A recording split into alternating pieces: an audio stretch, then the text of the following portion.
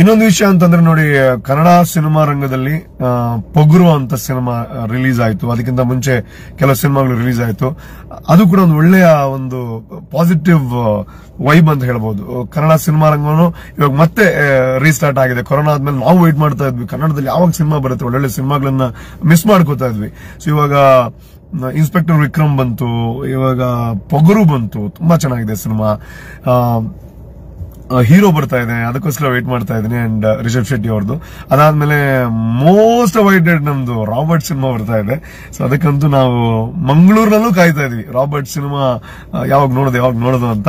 So ನಮಗೊಂದು ದೊಡ್ಡ ಖುಷಿ ಏನು ಅಂತಂದ್ರೆ, ಅಂತ ಸಿನಿಮಾಗಳು ಬಂದಾಗ ಜನ ಮತ್ತೆ ಥಿಯೇಟರ್ಗೆ ಬರ್ತಾರೆ, ನೋಡ್ತಾರೆ. ಸೊ ಕನ್ನಡ ಸಿನಿಮಾ ರಂಗ ದೊಡ್ಡದಾಗಿ ಬೆಳೆದಿದೆ. ಸೊ ನಮಗೂ ಸಣ್ಣ ಸಣ್ಣ ಕೆಲಸ ಮಾಡೋ ಒಂದು ಅವಕಾಶ ಸಿಕ್ಕಿದೆ. ಸೊ ಖುಷಿ ಆಗುತ್ತೆ ಒಳ್ಳೊಳ್ಳೆ ಸಿನಿಮಾಗಳು ಬಂದಾಗ. ಅಂಡ್ ನಮ್ಮ ತುಳುವಲ್ಲಿ ಗಂಜಲ್ ಅನ್ನುವಂತಹ ಸಿನಿಮಾ 1 ವರ್ಷದ ನಂತರ ಆ ಒಂದು ಪ್ರಯತ್ನದಿಂದ ರಿಲೀಸ್ ಮಾಡಿದಂತಹ ಸಿನಿಮಾ. ಅಂದ್ರೆ ಸಿನಿಮಾ ರಂಗ ಮತ್ತೆ ತುಳು ಸಿನಿಮಾ ರಂಗ ಆಕ್ಟಿವ್ ಆಗಬೇಕು. ಕಲಾವಿದರೆಲ್ಲ ಕಷ್ಟದಲ್ಲಿದ್ರು.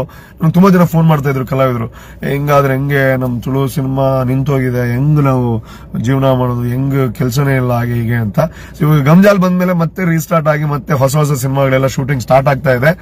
ಎಲ್ಲ ಕ್ರೆಡಿಟ್ ಹೋಗ್ಬೇಕಾಗಿರುವಂತದ್ದು ಸಿನಿಮಾ ನೋಡಿ ಗೆಲ್ಲಿಸಿದಂತಹ ಜನರಿಗೆ.